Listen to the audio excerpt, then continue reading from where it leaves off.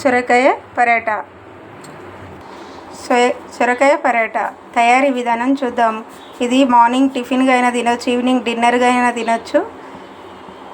ఇది ఎట్లా తిన్నా చాలా బాగుంటుంది. ఒక్కసారి ట్రై చేసి చూడండి. ట్రై చేసి మీకు ఎట్లా కుదిరిందో కమెంట్ బాక్స్లో కమెంట్ చేయండి. సూపర్ టేస్ట్గా ఉంటున్నాయండి. ఒకసారి ట్రై చేసి చూడండి. ఇళ్ళకి వెళ్ళి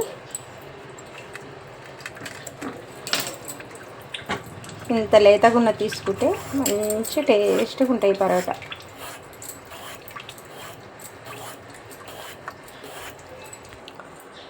మొత్తం ఫీల్ చేసుకున్నా. ఇప్పుడు తురుముకుందాం.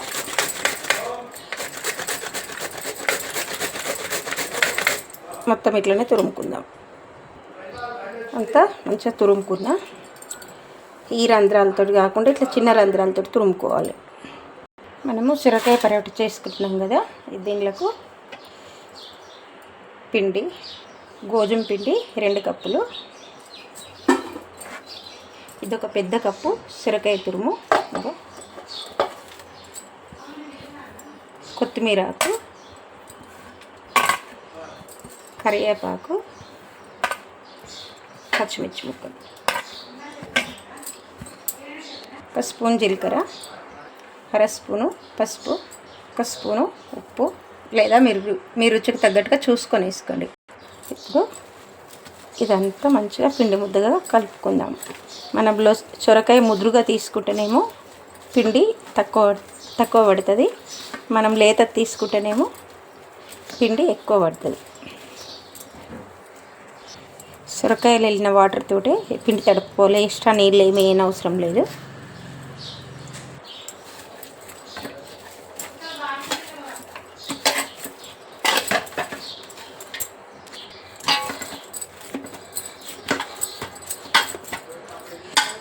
ఇది లంచ్లోకైనా తినొచ్చు, డిన్నర్గానైనా తినొచ్చు, ఈవినింగ్ స్నాక్స్గానైనా తినొచ్చు ఈ పరోటా.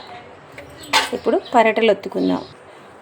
ఇప్పుడు దీనిలోకి వెళ్ళి మనకి ఎంత పరోటా కావాలో అంత పిండి ముద్ద తీసుకొని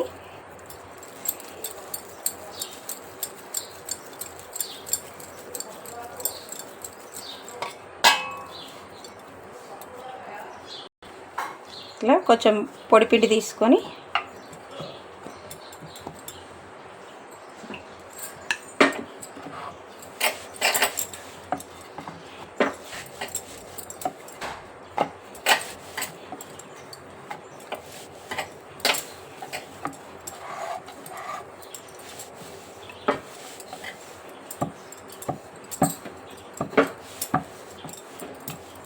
మనకు పలుచగా కావాలంటే పలుచగా, దొడ్డుగా కావాలంటే దొడ్డుగా, మన ఇష్టం మన తీరుగా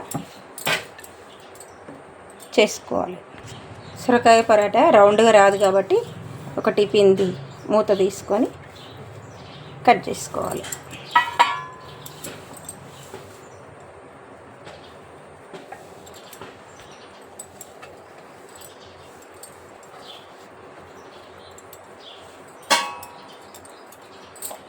షేప్ ఏం అవసరం లేదనుకుంటే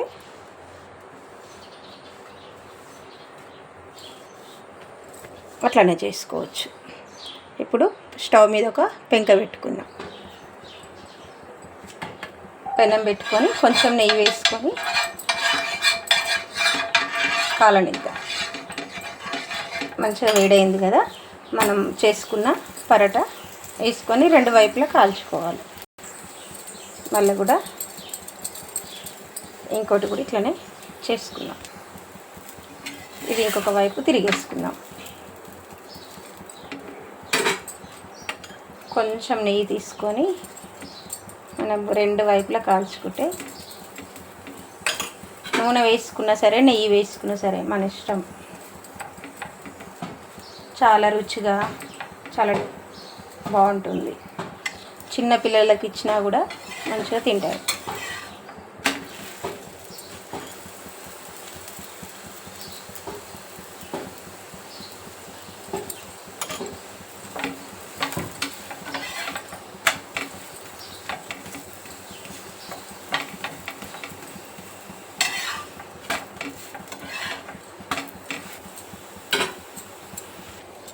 ఇప్పుడు ఇంకో పరోటా కూడా చేసుకుందాం.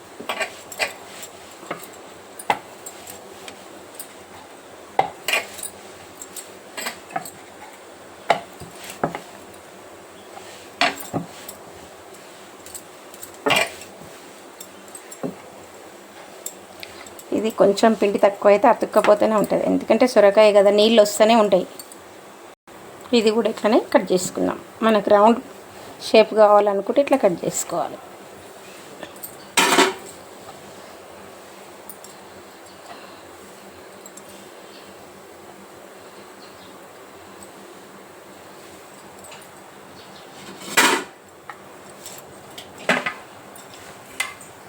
ఇప్పుడు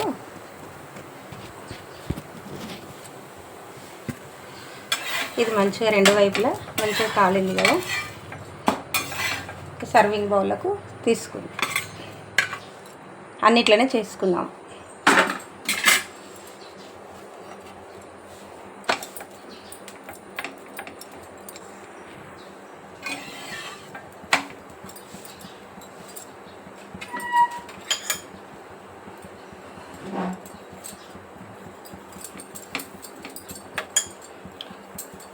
నూనె వేసేది బ్రష్ ఉంటుంది కదా, దాంతో కూడా నెయ్యి అప్లై చేసుకోవచ్చు.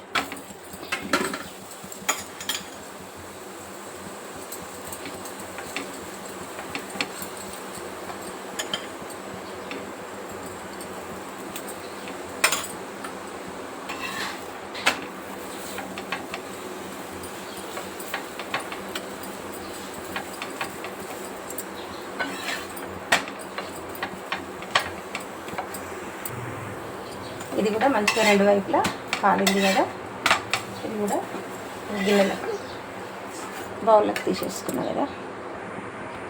అన్నిట్లనే చేసుకున్నాం. ఇది లాస్ట్ది కూడా కాలింది కదా, ఇది కూడా రెండు వైపులా మంచిగా కాలింది.